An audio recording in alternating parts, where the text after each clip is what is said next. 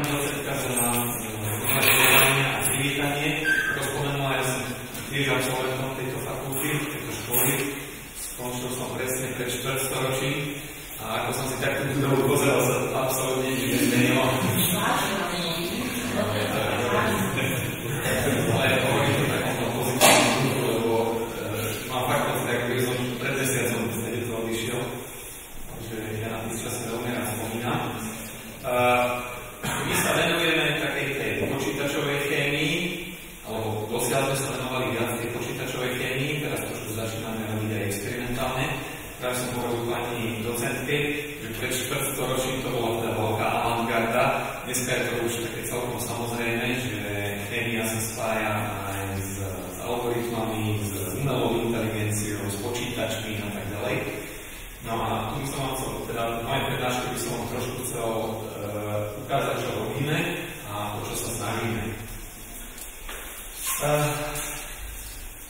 Najprv by sa patrilo trošku sa predstaviť, takže ja vediem firmu, ktorá sa volá Nike. Je to pár minút pešo odtiaľto na Leškovej. My sme založili túto firmu pre roku 1998, máme 13 zamestnancov. Naše produkty využíva viac ako 2000 laboratórií po celom svete a pretože nie je také jednoduché pre slovenskú firmu sa uplatniť vo svete, tak sme si našli takého silného partnera, nadnárodný koncern Thermo Fisher Scientific, ktorý vyrába všelijaké možné prístroje, všelijaký možný chemický spotrebný materiál a môžete robiť aj na letiskách, tie sú iné časy. My sa zameriavame primárne pre farmaceutický a biomedicínsky výskum, čiže naše produkty využívajú tieto spoločnosti. Ďalej sú to aj environmentálne kontrolné orgány, ktoré hľadajú environmentálne kontaminanty v životnom prostredí. Ďalej sú naši zákazníci kriminalisti, potom je to ďalej potravinársky priemysel, všade, kde sa využíva analýza, špeciálne kvalitatívna analýza.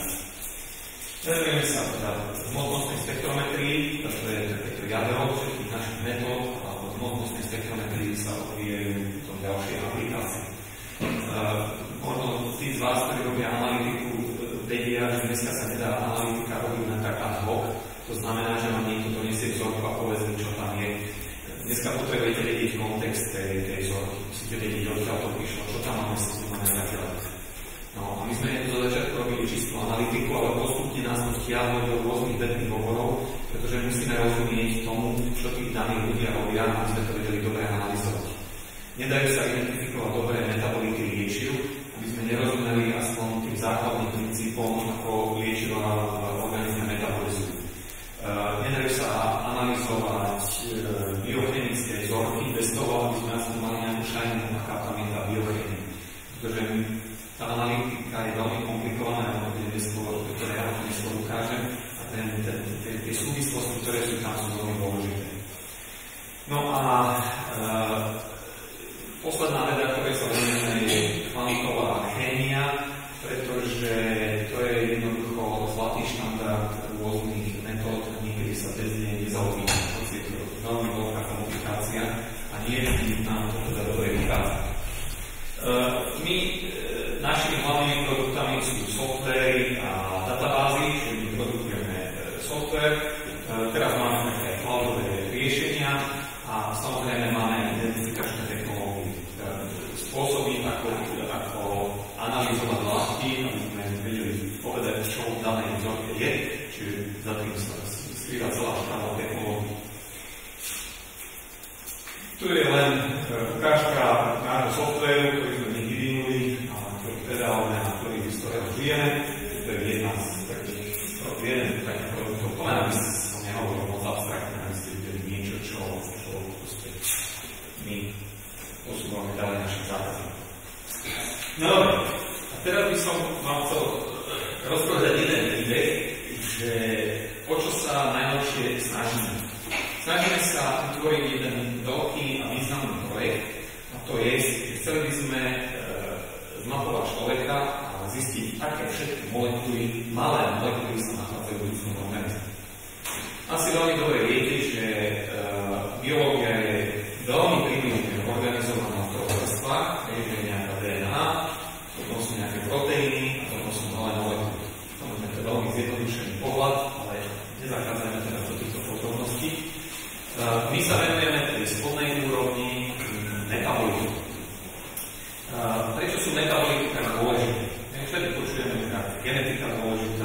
sú dôležité proteínové biomarkery, o tých malých molekulách sa až tak veľa hovorí. Hoci keď idete k lekárovi a zoberú vám krv, tak prevažne väčšine tam analýzujú malé molekuly. Na základe malých molekúl diagnostikujú nejaké choroby. Existuje tzv. Pyramída efektov, kde genomika sa počas života nemení, hoci už aj toto najnovšie vraj nie je pravda, existuje nejaká taká epigenetika, že sa dokáže ten genom počas života nejakým spôsobom meniť, ale zasa zjednodušné, že to tak nie je. Potom sú to tie proteíny, ktoré sa časom trošku menia, potom sú to tie metabolity.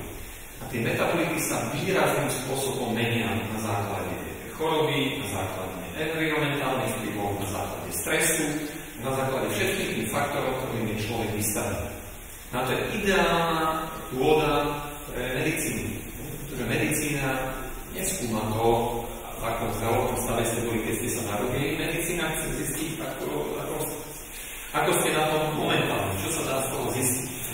Čiže preto tieto malé molekuly sú veľmi vhodné nielen štúdium mechanizmov chorôb, lebo vtedy najlepšie vieme študovať mechanizmus choroby, keď daný jedinec, ten študovaný objekt trpí touto chorobou. Ale sú aj ideálne ako biomarkery, pretože tie nám povedia, aký je aktuálny stav organizmu. Ja sa toho už asi nedožijem, možno byť tak trošku, ale v budúcnosti určite je medicína fungovať tým spôsobom, že zoberie sa kvapka krvi alebo pár mililitrov krvi, ten sa niekde pošle a cez biomarkery sa bude detekovať na 1000 chorôb, bez toho, aby ste prešli nejakým vyšetrením. Tento trend tomu jednoznačne speje a jedného dňa sa pracuje robiť. Samozrejme, dneska sa nedá biochémia študovať len na základe malých molekúl. Veci majú tú tendenciu, že to, čo robím ja, je vždy to najdôležitejšie a to, čo robia ostatní, to dôležité nie je. Čiže ani ja nechcem takto preháňať, že tým, že vyrobíme len malé molekuly, tak tvrdiť, že o všetkom budú rozhodovať malé molekuly. Nie je tomu tak. Tam je veľký súvis medzi genomikou, transkriptomikou, proteomikou, je to celý taká paleta oborov, ktoré spolu súvisia a biochémia, proste to je taká tá súhra rôznych týchto molekúl. Ale metabolity v tomto hrajú veľmi dôležitú úlohu. No čo sú to tie metabolity? No tak zúžim to len na ten mozog, tak tie metabolity sú napríklad tie neurotransmitery, ktoré tu vidíte vypísané, majú nejakú svoju funkciu, ale typické pre metabolity je, že často ich funkcia nie je jednoznačná. Tam sa nedá povedať, že dopamín je nejaká molekula šťastia, alebo je to neurotransmiter, alebo neviem všetko, čo je tam napísané. Tam je to vždy súhra týchto molekúl. Ono zo začiatku sa to aj o genetike myslelo, že to je nejaký gen, ktorý je za niečo zodpovedný a ten proste o všetkom rozhoduje. Dneska sa tiež ukazuje, že to je nejaká taká súhra týchto faktorov a svet je komplexný a komplikovaný a nájsť tie jednotlivé funkcie vôbec nie je jednoduché. Čiže to často čítame v novinách, že jedna molekula spôsobuje toto a toto. No, môže to tak byť, ale nemusí to tak byť. Napríklad taký serotonín, nájdeme v mozgu, nájdeme v črevách, nájdeme kdekade a má rôzne funkcie. Čiže preto tá veda, ktorá sa volá metabolomika, ktorá skúma tieto súvislosti, snaží hľadať všetky tie vzťahy, ktoré s tými molekulami sú a čo tie molekuly vlastne v ľudskom organizme robia. No dobre, našim cieľom je jednoducho zistiť všetko, čo v tomto organizme je. My máme nejaké vedomosti, samozrejme nezačíname na zelenej lúke, sa ospravedlňujem, ale to zašlo v nejakej chybičke, to mali byť. To radšej tak zaberiem.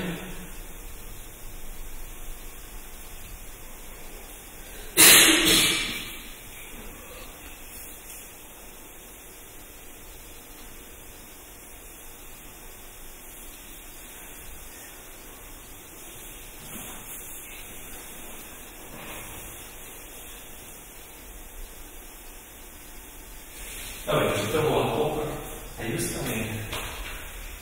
Tak. Čiže my chceme zmapovať všetky tieto molekuly. Určite nezačíname na zelenej lúke. Biochemia sa robí 150 rokov. Mám práci, mám knihu, ktorá má presne 100 rokov, tam bola analýza moču, dvojzväzkové dielo a je tam celkom dobre podpísané asi 100-150 látok, ktoré sú už pred 100 rokmi sa dokázali zistiť. Si zoberte, nemali žiadne komplikované analytické prístroje, to bola čisto skúmalková chémia, napríklad tomu vedeli nájsť a analyzovať 120-150 látok. Viete, koľko mám dneska taká analýzuje látok moči? No, na rokov kartu nevedeli spočítať. Čiže tá sa niekedy nevyvíja, že sa až tak rýchlo, ako by sme si mysleli. No ale dobre, čiže my už niečo o tejto biochemii vieme. Väčšinou sa tieto informácie zobrazujú v týchto biochemických mapách, kde sú zobrazené všetky enzymatické reakcie, malé molekuly. Väčšinou to v biochemických laboratóriách vysí táto biochemická mapa. Neviem, kto to, myslím, Roche to prezal, tú spoločnosť, ktorá to predtým vydávala a má takú službu, že vy tam napíšete zadarmo takúto veľkú biochemickú na vlastný náklad. Takže ak sa pregúzlite, si môžete objednať a môžete si to vyvesiť. Niekedy sa to zjednodušuje, ale do takýchto potiek, lebo je to príliš zložité na to, aby sme to zobrazovali ako štruktúry. Je to práve taký ten internetový alebo počítačový spôsob zobrazenia, kde príde myšou, kliknem si a rozbalí sa mi štruktúra, alebo keď tam chceme nejaké vzťahy zobraziť, že nejakú cestu, tak sa to takýto vodok zobrazuje. No, dávaj. OK. No, toto je to, čo znamená. Len teraz vstúpime do reality. Zoberieme si takú telesnú tekutinu, toto je konkrétne plazma, zoberieme si plazmu a teraz sme to plazmu ideme analyzovať. Toto, čo tu vidíte, je tzv. LCMS záznam plazmy, kde chromatograficky sa snažíme túto zložitú zmes rozdeliť a hmotnostnou spektrometriou zanalizovať jednotlivé zložky. Každý z týchto trojuholníkov rozpoznal počítačový program ako jednu látku. Vidíte, že ide tam teda požehnanie tých látok, ktoré dokážeme analyzovať. Samozrejme, toto je len také prvé priblíženie.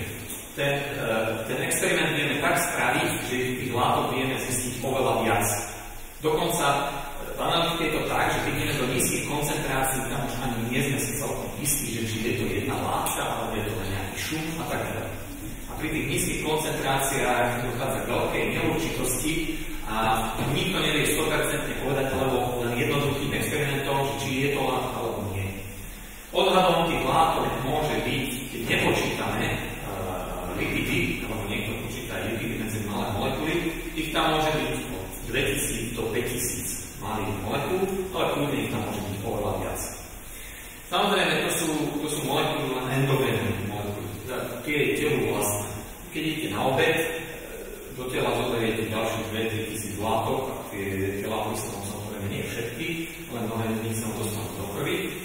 Organizmus každú jednu z týchto látok metabolizuje. Jedna látka môže byť metabolizovaná na 2 látky, alebo môže byť na 100 látok. Čiže keď toto začneme násobiť, dostaneme obrovské množstvo počet molekúl, teda obrovský počet molekúl.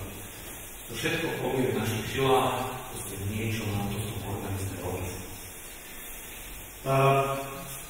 Ja trošku priblížim, teda to len zväčším. Pozrite sa, že chaos máme v krvnej plazme. To všetko máme zobrané. Paradoxom tejto doby je, že ja keď sa snažím tieto látky identifikovať, máme nejaké metódy, napríklad metóda porovnávania knižníc, čiže každá látka má nejaké hmotnostné spektrum, toto hmotnostné spektrum porovnáme s knižnicou a keď tam dochádza k nejakému bytu, tak túto látku identifikovať. Rovnakým spôsobom, že sa identifikujú zločinci na báze otlačku prsta. No ale paradoxom modernej doby je, že my nevieme, čo sú to za látky. Ani najlepšie pracovisko na svete nevie povedať viac ako 85% týchto látok neznáme. Nikto nevie, čo to je. Aj tí, čo tvrdia, že vedia identifikovať 15 látok, si myslím, že niekedy preháňajú, spoľahlivo sa dá určiť 5% polátov. Ten paradox tejto modernej doby je ten, že dneska je robot na Marse, má zo sebou hmotnostný spektrometer na ruku, takže bere pôdu, analyzuje hmotnostný spektrometer už aj na Titáne, na Saturnovom mesiaci, hmotnostný spektrometer už ponoril do Jupitera, Jupiter je iná planéta, a to sa tam ponáralo do tej planéty, tak počas letu analyzoval Jupiter. Ale my neviem, čo je v nás. Nemusím vám vysvetľovať, že ako je to veľmi dôležité. Ako chceme skúmať systém, neviem, čo je v systéme. Ako chcem opraviť auto, neviem, čo v aute je. No to proste nie je celkom možné. Čiže tu je obrovské pole pre vedu a tak, ako som naznačil, že ako sa tu jedného dňa identifikovať choroby cez tie metabolity, tu pred nami stojí veľká biochemická revolúcia. Všade počúvame, že sú to umelá inteligencia, virtuálna realita, samojazdiace autá a tak ďalej. Už oveľa menej sa hovorí o tejto revolúcii, ktorá nás, vás čaká. Stačí len nasadať. No a teraz ja vám tak zhruba poviem, ako sa my tento spôsob, ako sa my snažíme tieto malé molekuly identifikovať. Gény človeka boli zmapované pred 15 rokmi. Collins a Craig Venter, to boli dve konkurenčné skupiny, ktoré identifikovali gény. Samozrejme, neskôr vysvetlo, že gény sme síce prečítali, ale nevieme, čo robia. Podobne je to trošku aj s malými molekulami, ale my vôbec ani nevieme, ako máme tie molekuly. Čiže potom ak môžeme vôbec študovať, čo vôbec je to molekuly robia. Je podobná snaha aj v proteínoch a metabolitom sa len tak pomaličky rozvíja. No a tie gény boli pred 15 identifikované len preto, lebo majú na to metodológiu. Kým nemáte spôsob, môžete mať aj prístroj, ale nemáte celú tú infraštruktúru, vyvinutú nezistíte nič. Čiže ten, kto sa chce do takejto úlohy pustiť, musí proste mať zvládnutú tú metodológiu.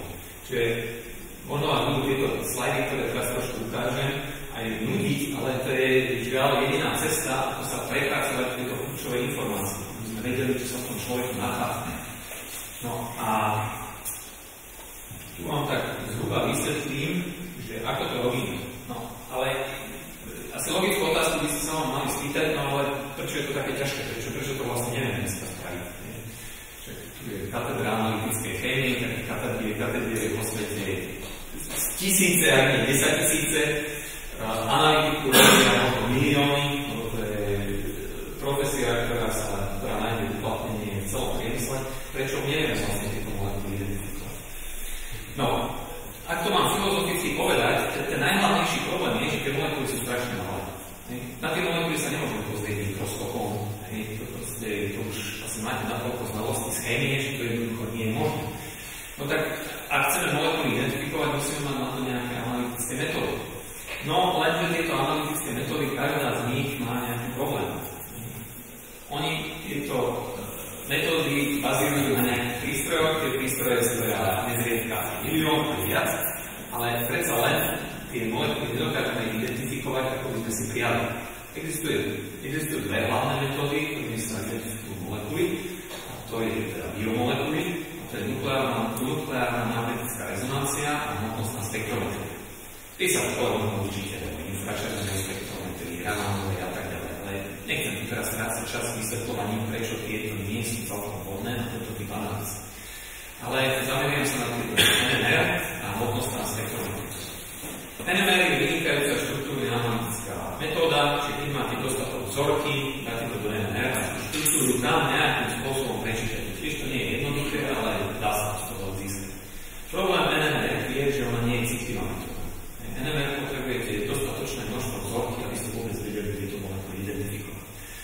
To je príčina, keď idete niekedy, alebo vlastne niekedy boli na tej magnetickej rezonancii, idete taký ten tunel, kde vás tam strčia a musíte tam byť 15 minút. Ten dôvod, prečo to netrvá sekundu ako rentgen, ale trvá to 15 minút, je ten, že tá metóda je citlivá, neposkytuje dostatok signálu, že preto sa to musí 15 minút ten signál zbierať. Čiže ten jeden sken, neviem koľko to trvá, sekund, ale predsa len nie je to pár minút, nie je to okamžik. Tá metóda je necitlivá. No a to je obrovská bariéra pre analýzu biologických látok. V ľudskom organizme je tú plejadu tých malých molekúl, toho dopamínu tam nemáme vytrek, tam ich je strašne málo. A tým pádom je často nukleárna magnetická rezonancia nepoužiteľná. Ona je dobrá na analýzu takých tých vysoko koncentrovaných látok, ale tie nízko koncentrované látky tam nevidíme. Dajú sa použiť všelijaké triky za koncentrovaním, ale nie je to ono. No, prichádza do úvahy jediná hmotnostná spektrometria, ktorá je extrémne citlivá metóda, čiže tá dokáže identifikovať niekedy aj len pár molekúl, ale dialogovú hmotnostnú spektrometriu je spojených celá plejada problémov. Ja vás teraz nebudem zdržiavať akými, ale v našej práci podstatnú časť energie venujeme tomu, aby sme nejak kompenzovali všetky tieto problémy, ktoré hmotnostná spektrometria poskytujú.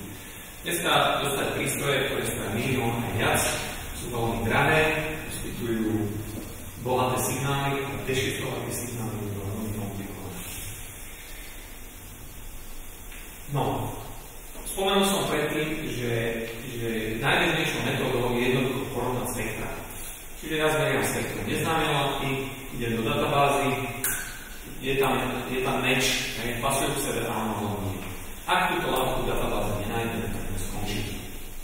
Minimálne taká je mantra, alebo taká je dneska premisa, že inak sa to nedá, alebo je to veľmi, veľmi ťažké. No, len veľmi zhruba, ako funguje hmotnostná spektrometria. Tu je príklad s fľašou. Zoberieme fľašu rozbijeme a na základe váhy šrepy sa snažíme zistiť, aký je tvar. To vôbec nie je analogia pritiahnutá za uši, to je veľmi dobrá analogia. Zoberte si, aké je to ťažké. Že podvážili by ste šrepiny a z váhy šrepín by ste mali povedať, ako tá fľaša vyzerala. No to na prvý pohľad sa zdá ako nemožné. No, nie je to celkom nemožné, ale je to veľmi ťažké. Tuto my získame nejaké MZ hodnoty, váhy tých fragmentov a na základe váhy týchto fragmentov by sme mali povedať, že to je táto štruktúra.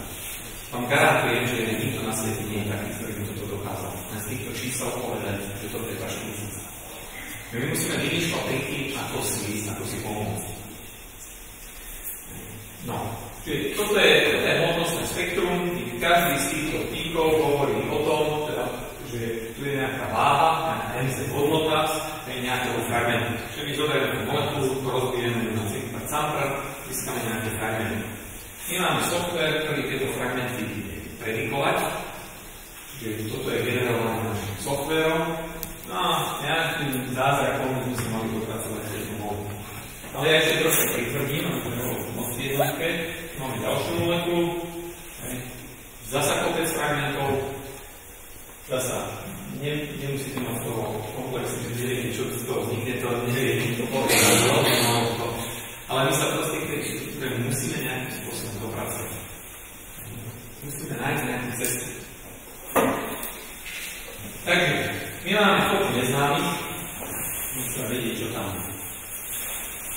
No a tu prichádzam k momentu, kde sme našli metódu, ako to minimálne čiastočne zistiť chemickú štruktúru daného látky. Čiže my potrebujeme aspoň niečo vyťažiť, aby sme potom doplňujúcimi informáciami vedeli tú látku identifikovať. Asi 20 rokov je známy jeden fakt, že keď tú molekulu rozbijeme, vzniknú nejaké fragmenty a existuje tandemová hmotnostná spektrometria, ktorá vie zobrať fragment a ešte aj z toho fragmentu robí spektrum. Čiže my vieme robiť potlačok prsta aj z fragmentu. Nie len z celej látky, ale aj z fragmentu. A na podiv, ten potlačok prsta toho fragmentu, ktorý to tak zle vidno, je vždy rovnaký. Bez ohľadu na to, odkiaľ tento fragment pochádza, tie pôvodné štruktúry môžu byť rôzne, ale tie fragmenty sú rovnaké. No a tento fakt si 20 rokov nikto nevšímal, my sme si ho všimli a vyvinuli sme metódu, že keď toto budeme mať na databáze, tak na základe tejto látky by sme vedeli minimálne túto štruktúru identifikovať. To je veľký krok vpred. funguje veľmi jednoducho. My si zmeriame tieto tzv. Tandemové spektra, porovnáme len tie fragmenty, nie celá databáze, zistíme nejaké podštruktúry, tie podštruktúry pospájame a dostaneme finálnu štruktúru. My sme dokonca vyvinuli takúto metódu, sme si tú metódu zapatentovali. Všetko by to znelo krásne, len tu je zlá správa. Na to, aby sme toto mohli robiť, my by sme potrebovali gigantické databázy podštruktúr. My potrebovali, to by muselo byť 30 Manhattan projektov a celá Zemegula by musela merať len hmotnostné spektra a fragmentové, tak by sme sa nedostali k tomu, čo potrebujeme. My by sme potrebovali miliardy fragmentov, čo jednoducho je nereálne. Je to ale dobrá správa, to ale nevidíte, tu vám musím prečítať, že biochémia nám poskytuje niekoľko záchytných bodov. To je ten kontext, o ktorom som na začiatku hovoril. A to je ten, že existuje štruktúrne kontinuum v biochemických cestách. Jedna látka v organizme sa nezjaví len tak z tých podnikateľov, pokiaľ samozrejme nepríde z potreby. Ale v tých biochemických cestách ona je syntetizovaná vo viacerých krokoch. A tým, že je syntetizovaná vo viacerých krokoch, často si tú podštruktúru zachováva. Čiže, čo nám stačí, keď budeme mať v databáze jednu molekulu a základne nej, keď budeme šťastí vyvedieť ďalšie. Teda funguje v praxi, dá sa to nie celkom dôležité, ale jeden to ide. No, to je prvá vec. A druhá vec, existuje aj tzv.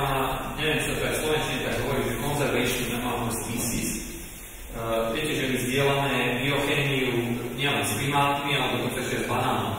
Takže tam niektoré tie biochemické cesty sú univerzálne pre celý život, že sú tzv. Konzervované, tak ako sa ten človek vyvíjal, tak proste niektoré tie biochemické mechanizmy zostávali zachované. No a toto nám veľmi pomáha, pretože oveľa ľahšie sa študuje ten banán, ako sa študuje človek. Alebo niekto študoval veľmi dobre iný modelový organizmus a my tieto informácie môžeme preniesť aj do našej sféry. A to sa deje aj v tejto štruktúrnej analýze. Čiže my, keď budeme vedieť napríklad z rastliny identifikovať tento steroid, podobnú podštruktúru nájdeme aj v človeku.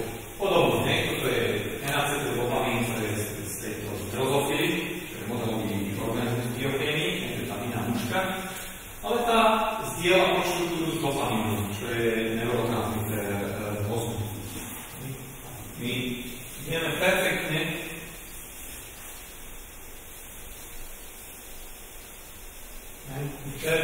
vieme tento dopamín, vieme identifikovať základy tohto faktu. Tuto nám biochémia veľmi pomáha. To je ten trik, ako sa dostať k tejto informácii. No, takže metódu by sme nejakú navrhnutú mali. A teraz, ako bude fungovať celá táto infraštruktúra.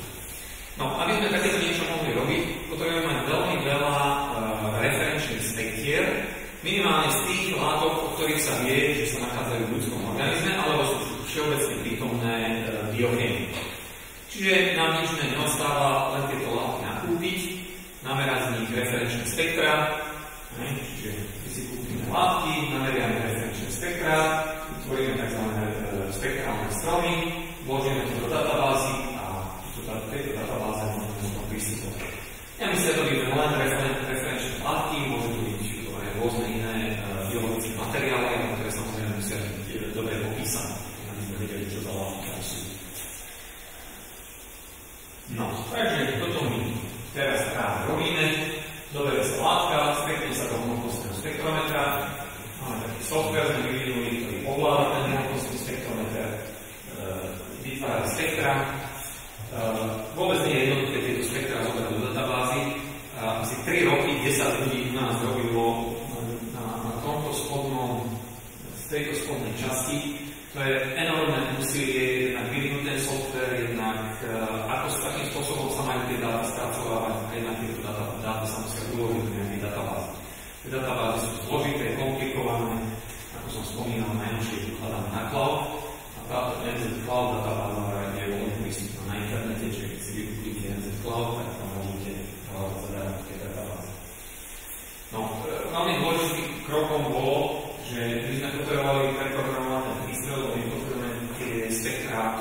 inej podobe, ako ich výrobca predáva. Čiže by sme museli zase ďalší stroj, teda ďalší software vyvinúť, ktorý ovláda tento hmotnostný spektrometer, čo je zase tiež nejednoduché, aby sme vyvinuli tieto spektrálne stromy. Každý tento nód, alebo ako sa to hovorí v slovenský, úzol, zodpovedná jednej podštruktúry. Čiže my potrebujeme z danej látky čo najviac podštruktúr, aby sme ich vedeli identifikovať v tých neznámych látkach. Čiže toto je ten internetový portál, kde tieto dáta ukladáme. Vidíme aj tie fragmenty, aj tzv. breakdowns, už si môžeme povedať, štruktúry tam máme. Tam sa tie spektra sa dajú hľadať, tiež tam môžete porovnať, môžete ten experiment robiť. Máte doma hmotnostný spektrometer, zmeriate si spektrum, tak veľmi jednoducho prídete na našu stránku, tam to spektrum vložíte, copy-paste alebo open a vtedy to vám ten prístroj vám vyhodí, čo je to za látku, to je to hľadanie. Veľmi dôležité je zbieranie tzv. Metadát. Metadáta nám pomáhajú nájsť ten biochemický kontext. No, čiže dneska sa kladie veľký dôraz na metadáta. A ďalej tie fragmenty, ktoré generujeme, ktoré nejakým spôsobom predikovať, lebo tie fragmenty nikto nikdy nevidel. No a ako som spomínal, bola tým štandardom kvantová chemika, čiže máme malý superpočítač, ktorý deň a noc kvantovo-chemický počítač týchto fragmenty zobrazuje. No dobre, takže túto prípravnú fázu sme mali a teraz pôjdeme na vec. Takže ako to spravíme, takže tu máme nejakú biofluid, čiže máme nejakú telesnú tekutinu a jeden trojuholník za druhým musíme analyzovať. Čiže tu máme jeden trojuholník a s týmto prístrojom potom hľadáme, si vygenerujeme široké spektra a hľadáme a porovnávame. Takže toto celé sme chceli jedného dňa rozdešifrovať, čo v tomto ľudskom organizme sa nachádza. My sme vyvinuli aj software, kde ukladáme biochemické cesty, takže my zbierame všetky informácie, aké sú na internete alebo vo svete dostupné, pretože to nám môže pomôcť, že je ten crowdsourcing, ako sa to dneska moderne hovorí, celá tá vedecká komunita dennodenne prispieva k tomu poznaniu, vychádza aj veľa článkov, veľa informácií a tak ďalej. A my sa snažíme tieto informácie ukladať do týchto biochemických ciest a takto ich tu máme zobrazené. Tento celý systém nejakým spôsobom musí komunikovať s tou analytikou, čiže je veľmi dôležité to mať v elektronickej forme, aby sme to mohli kompletne celý tento mechanizmus aby sme mohli ovládať. No, tu sa dostávam k poslednému bodu, ktorý som na začiatku naznačil, čo je to všetko dobré, na čo by sa to dalo využiť. To primárne využitie je hľadanie biomarkerov. Ja by som chcel jedného dňa každú jednu chorobu vedel rozlíšiť na základe nejakého jednoduchého krvného testu. Nikto z nás nerád chodí na nejaké komplikované vyšetrenia, nedaj Bože na nejaké biopsie alebo neviem čo. Najradšej by som proste nechal zobrať krv a niekto tie počítače za mňa vyriešil. No a tu, keď chceme tento typ experimentov robiť, tak musíme tie látky poznať. Ale ako sa tie biomarkery hľadajú? No, hľadajú sa tak, že zoberieme nejakú množinu zdravých ľudí, nejakú množinu chorých ľudí a snažíme sa nájsť medzi nimi rozdiel. Čiže ja medzi tými 3000 látkami toho chorého a 3000 látkami toho zdravého potrebujem nájsť, v čom je rozdiel v tých látkach. Alebo nedaj, že sú tam iné látky. No a to sa robí tzv. Komparatívnou analýzou, kde sa tieto chromatografy porovnajú a tu každý tento bod je jeden človek. A matematickými metódami, tzv. Multivariačnou analýzou zobrazí v nejakom priestore a ja potrebujem rozdeliť červených, tých chorých ľudí, ktorý je chorý a ktorý je zdravý, je červený zdravý a modrý je chorý. A matematicky algoritmus by mal rozhodnúť, ktorý je chorý. Čiže keď príde neznáme, teda keď príde pacient a tá bodka by sa zobrazila tu, keď je chorý alebo zdravý. Chorý, presne tak. Čiže ten počítač, keď dostane chorý, keď dostanete výpis chorý. Alebo je, to môže mať. A toto je cieľom celej metabolickej analýzy. Samozrejme, existujú aj pri výskume liekov. Ja niekedy potrebujem zisťovať, že či tá liečba zabrala, alebo nezabrala. Čiže ja podobným spôsobom môžem klasifikovať tieto veci. Toto je tu zobrazené sa ďalšou multivariačnou analýzou fázy klasu. Ďalej, veľmi často pri rakovine býva, že niekto nereaguje na chemoterapiu. Dostane liek a proste to nefunguje. A my by sme radi vedeli vopred povedať, kto na aký typ lieku reaguje. Ono je málo známe, ale neplatí len u rakovine. Ľudia nereagujú na všetky lieky rovnako. U niekoho ten liek pôsobí lepšie, u niekoho menej alebo lepšie. Dneska sa tomu hovorí personalizovaná medicína.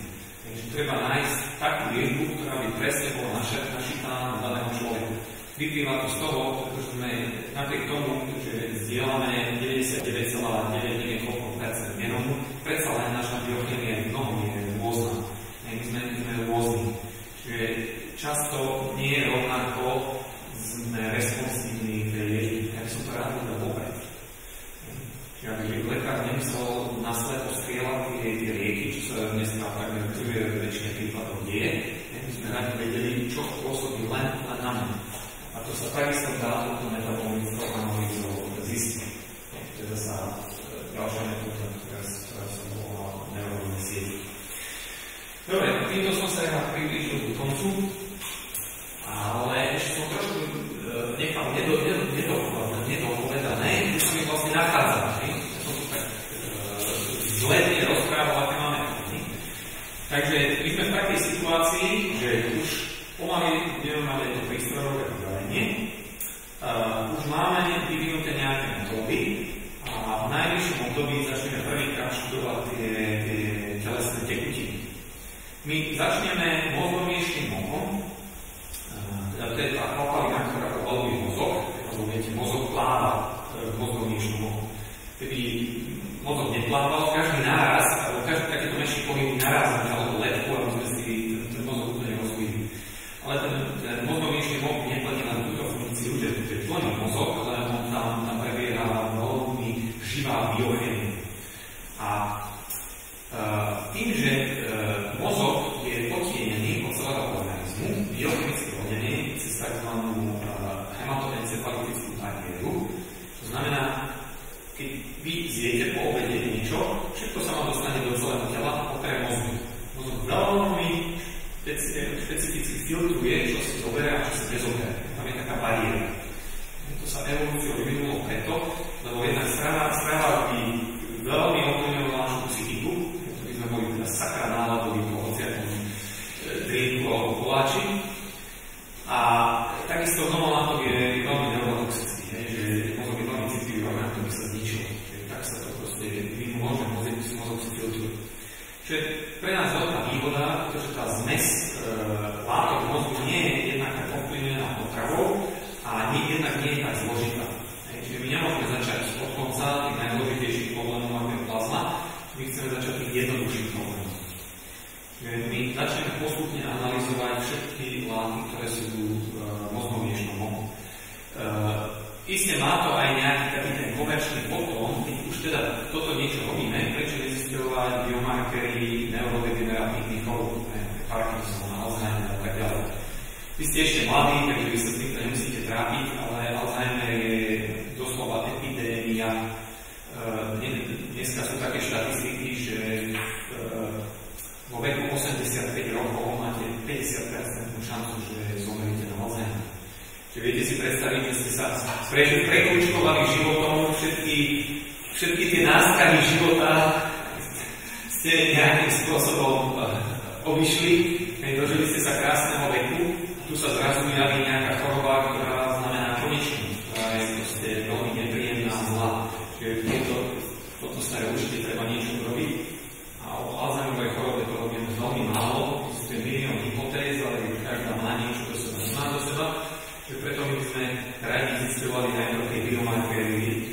Biomarkery je prvý krok na zistenie mechanizmu tej choroby.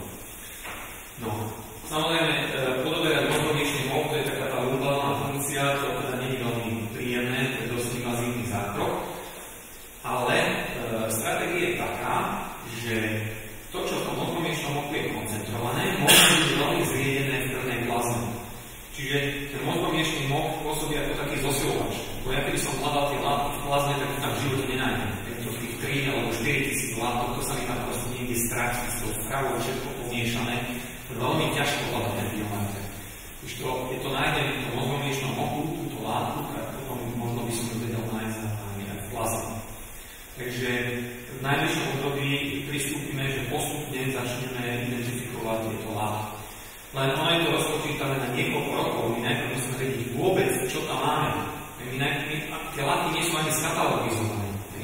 Pre nás bude tých látok veľmi veľa neznámych, ale aspoň budeme vedieť, že to je tento dočinenia, že to je tento človek. Oni dostanú nejaké katalógové číslo, ale budeme aspoň vždy vedieť, že to je tá istá látka, nebudeme si vedieť, čo to je, ale minimálne musíme skatalogizovať. To môže trvať 2-3 roky, povedzme táto katalogizácia. Po tejto katalogizácii nastane ďalšie kolo identifikácie tých látok. Samozrejme, to sú potrebné veľmi veľké investície, čo sú veľa peniazí, čo je vždy spojené s problémami. Takže v takejto fáze sa my nachádzame. Táto metodológia je nastavená tak, že podľa našich informácií nikto nemá lepšiu metódu a zrejme neexistuje ani nejaká iná skrátka. Dneska je veľmi ťažko povedať, že ja mám metódu a tá je najlepšia a dostanem výdom a najlepšia. To si dneska nikto nemôže povedať, pretože o 2 mesiace môže byť niekto z oveľa sofistikovanejšou metódou alebo s väčším trikom a tak ďalej. Čiže tieto tvrdenia treba vždy vyslovovať s veľkou opatrnosťou.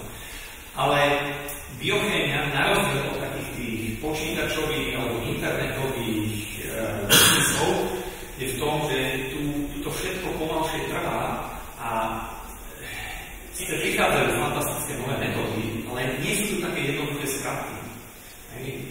Jedného dňa môžete založiť webovú stránku, z ktorej sa jedného dňa stane Facebook, ktorej je to nejaké veľké know-how.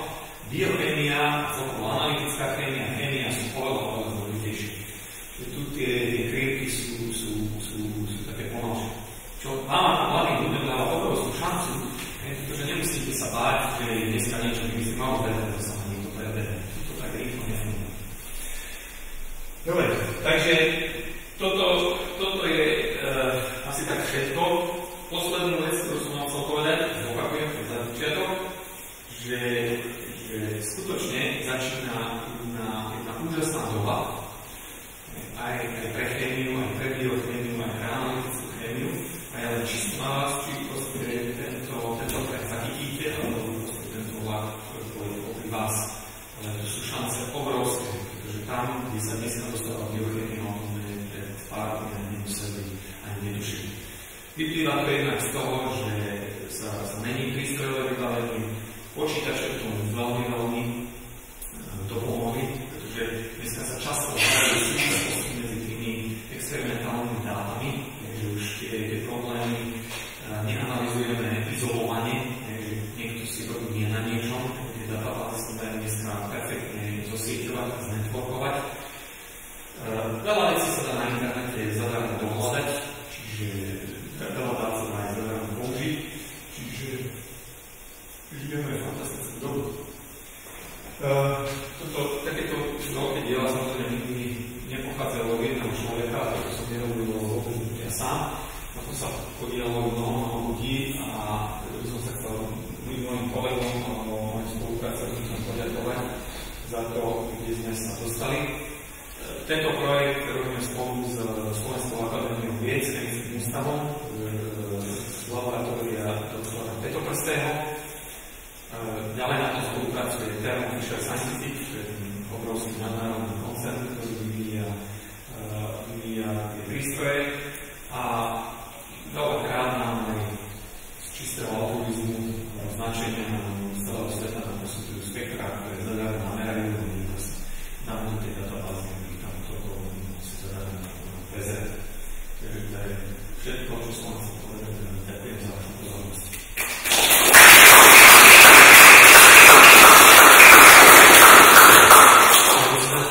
Gracias.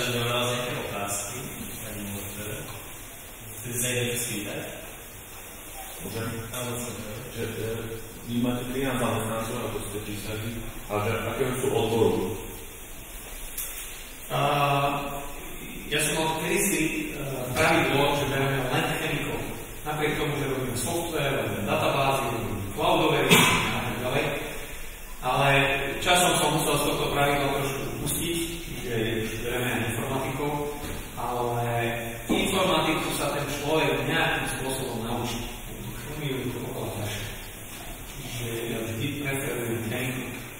Ale to ste mi nahrali na smeč, vždy hľadáme šikovných ľudí. Školy produkujú tisíce, 10 000 študentov, šikovných ľudí je veľmi málo. Mňa z celého sveta ľudia oslovujú, nepoznáš nejakého, ale šikovného študenta na to a na to. Čiže ten, kto sa snaží a nejak na sebe pracuje, má šancu. Čiže keby niekto chcel pre nás pracovať a myslí si, že by to bavilo a že to má, ja sa vždy rád a ochotne s ním porozprávam. A ešte podotázka, že odbor chemia a akých chemikov máte, že zamerané organikov, analytikov, anorganikov, že čo vyštudovali tak tí chemici? Tak máme rôznych, tak ako sa to celé zhodilo. Isté, že keď príjmame na pozíciu, kde už sa predpokladá, že ten človek by mal robiť napríklad s chromatografiou, tak tam už asi nemá zmysel, aby to bolo nejakého iného oboru. Lebo mnohé z týchto oborov sú také empirické. Typické príklad je tá chromatografia. To sa nedá s nimi naučiť, tak človek musí byť rokmi získať na to. Ale zase nie je to vždy pravidlo, lebo keď niekto robí software, nemôžem hľadať človeka, ktorý aj hmotnostnú spektrometriu, aj C# vie ovláda, aj vie cloudové riešenia, tak to asi sme také vlastne nenašli. Ale radi si toho človeka vychovávame. Čiže závisí od toho, aká pozícia, ale ten chemik je základ. A ešte to vám musím povedať, že väčšina našich zamestnancov sú presne z tejto školy. Takže to je veľa iných chemických fakult, čiže je to tiež nejaká známka kvality.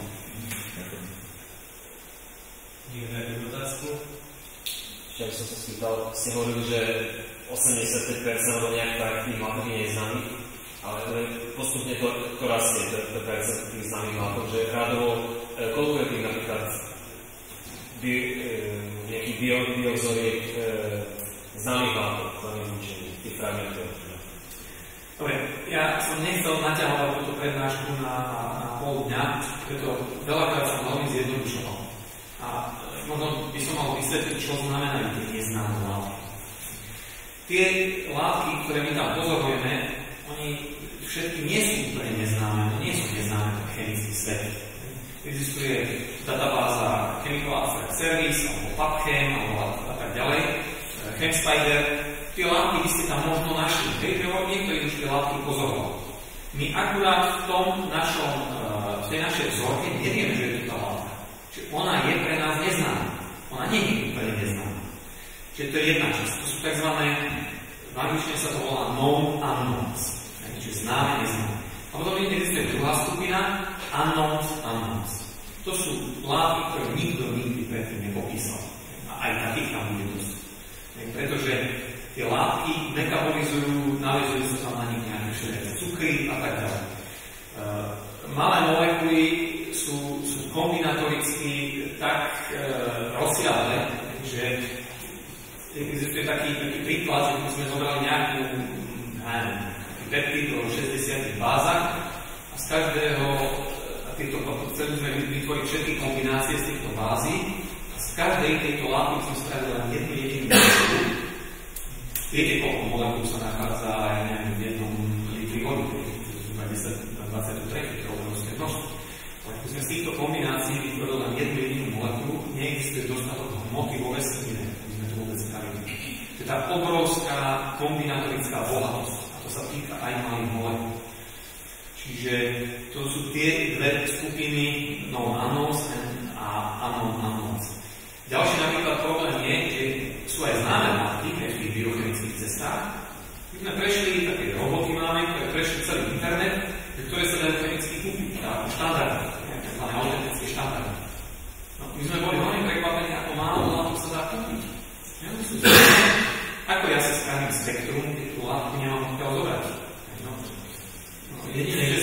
je štandard, syntetizovať to, neviem, to zrobí syntézu, to je teda na veľmi to je 2000 hlasov. Takže to nie je celkom, to je ďalšia obrovská komplikácia. Takže vôbec vzorkovať tieto látky nie je také jednoduché. Tak, máte ešte nejaké posledné otázky? Ja som sa chcel spýtať, že akú pozíciu má kvantová chémia v vašom výskume, že či tam nie je možnosť niektoré tie vlastnosti napočítať a vlastne namiesto toho, aby sa to syntetizovalo, to iba napočítať. Áno, to je veľmi dobrá otázka. Tak, my používame dva typy predičných algoritmov. My používame tzv. Heuristické algoritmy. Heuristické sú také, ktoré vychádzajú ako zo skúsenosti človeka. Keď fragmentujeme tie molekuly, my sme si zozbierali zo celej literatúry všetky fragmentačné mechanizmy. 150 000 fragmentačných mechanizmov. To bol niekoľkoročný projekt, niekoľko ľudí na tom tvrdo pracovalo, ale proste máme. Čiže vieme nejak odpozorovať, ako tie molekuly fragmentujú. Túto vedomosť dáme túto algoritmu a tie fragmentujú na základe toho. No, len toto má svoje obmedzenie. On sa to nedá veľmi zovšeobecniť, lebo viete, aká je chémia, tam neplatia žiadne pravidlá. Trošku zmeníte metylovú skupinu, niekde zavesíte alebo hydroxyl, ale už to všetko inak stráva. Metyl a hydroxyl môže niekedy rozhodovať neškodná látka a prudký jed. Je to tak veľmi zjednodušené. Čiže tieto heuristické metódy sú fajn, sú rýchle, každý rozumie, aj keď to tak zobrazíme, užívateľ toho rozumie. Túto literatúru je to tak, v môjom prípade je to tak, sa pozriem, to je veľmi ľahko pochopiteľné. No len my to chceme pre oveľa širšiu skupinu látok a navyše tie heuristické metódy, to sú také orientačné. To môže tak byť a nemusí. No vtedy musí nastúpiť kvantová chémia, ktorá to musí potvrdiť. No len kvantová chémia vyžaduje silné softvery, človeka, čo sa tomu vyzná a veľmi, veľmi vysoký výpočtový výkon. A ten výpočtový výkon niekedy je úplne nemožný, aby sme nejaké výpočty vôbec robili. Povieme, tu je zadanie, tu je problém. Tento problém trvá na superpočítači dní. Tak ale my potrebujeme takýchto výpočtov 20 miliónov. Tak to je proste nereálne. Čiže tam je to vždy také trade-off, zvažovanie, čo vieme spraviť, alebo jednoduchšiu metódu, ako vieme nasadiť, alebo aké máme k dispozícii počítače. Sme mali rok sa nám usúmenalo šťastie a v Amerike nám dali k dispozícii pomerne slušný výpočtový čas na jednom superpočítači, pretože sme to maximálne využili, ale to tiež to stojí veľké peniaze, čiže nie je to také jednoduché. Ale tá kvantovka bude v budúcnosti hrať veľkú úlohu. Možno tam bude ale taká tá neprekonateľná bariéra, že ten výpočtový výkon napriek tomu, že on rastie, čím ďalej vlastnejší a tak ďalej, ale predsa len my potrebujeme toho výpočtového výkonu oveľa viac. Ale kvantová chémia hrá veľmi veľkú úlohu. Ak budete si vaše otázky, tak ja by som veľmi pekne rád poďakoval, že ste prijali to pozvanie sem a že sa nás dovolali o niečo trošku iné ako práve v Fortebera. Takže ďakujem.